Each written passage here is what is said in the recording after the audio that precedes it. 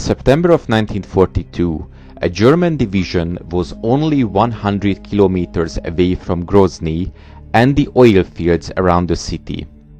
It was the Panzergrenadier-Division Wiking under the leadership of General Felix Steiner.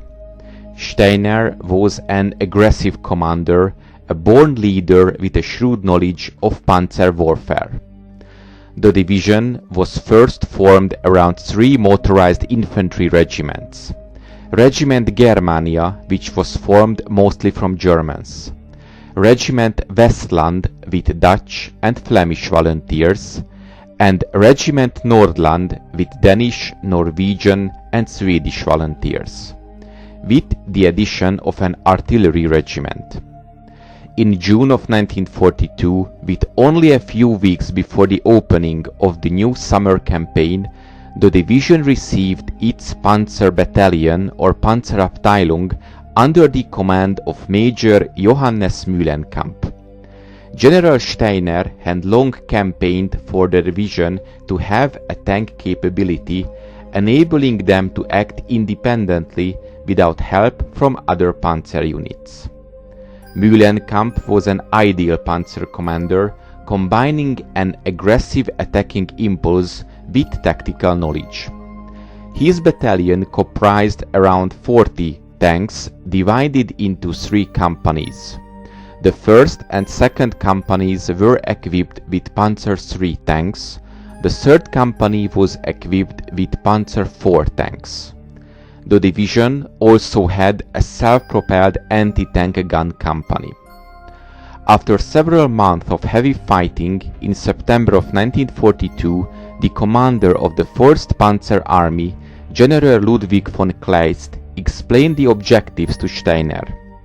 A march on Grozny to be followed by a strike to Baku. The general was openly skeptical of the whole enterprise, especially given the Germans' limited resources and the lateness of the campaigning season. So only 1 division was planned to be used against Grozny. Von Kleist agreed with Steiner's misgivings, but emphasized that these were orders from German High Command and were to be obeyed. By late September of 1942, Wiking was in a position to launch its attack southwards. They had to break through several obstacle belts to reach Grozny. Malgobek was the key to an assault on the city. Realizing the difficult situations, Steiner divided Wiking into 4 combat groups, each with separate objectives, but all aimed at breaching the Soviet defenses and opening the road to the Caspian Sea. Wiking's first objective was the fortified town of Sagopshin, several kilometers further up the valley, which was crisscrossed with anti-tank ditches. Regiment Nordland was to attack along the Kurp River to Malgobek. The Panzer Battalion Wiking, with elements of Germania Regiment, was to breach the main line of defense. Regiment Westland was to capture the town of Sagopshin. In the evening of the September 25, 1942, all units were in their designated areas for their final preparation for the upcoming attack. The attack got underway on the night of the 25th of September.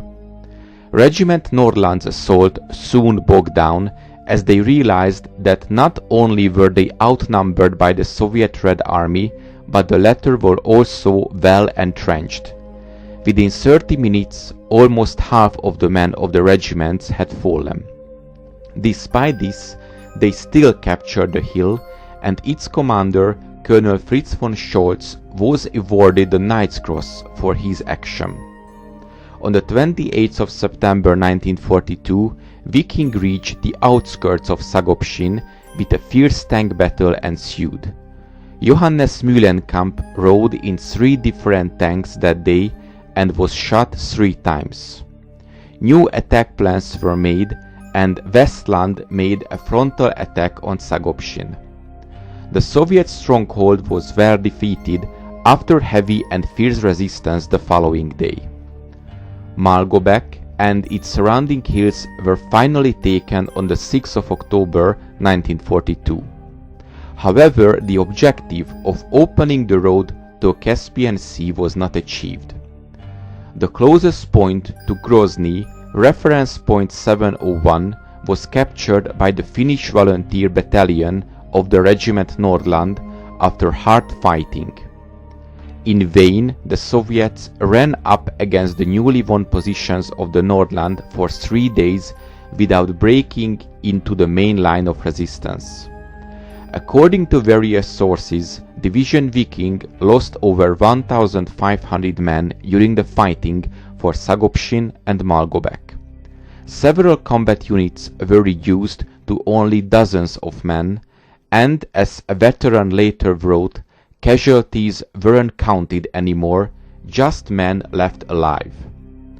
After the capture of Malgobek, the Division Wiking were drawn into severe defense battles. For 4 consecutive days, Soviet forces tried to recapture reference point 701 without results. In late October of 1942, the Vikings' offensive efforts in the Zagopšin-Malgobek area came to an end. There were enormous logistical difficulties. The German army was at the very end of the supply chain, already stretched to the breaking point. The Viking division transitioned to the defensive in the positions it had won. The men were thinking of spending the winter in the mountains and wanted to be prepared for it. But with the deterioration of the situation on the Stalingrad front, the German forces were forced to withdraw rapidly to avoid being trapped themselves. In December of 1942, the Panzergrenadier-Division Wiking was taken out of the front and fights its way back to the west. The division was involved in a terrible winter retreat characterized by bitter fighting against the enemy and against the cold.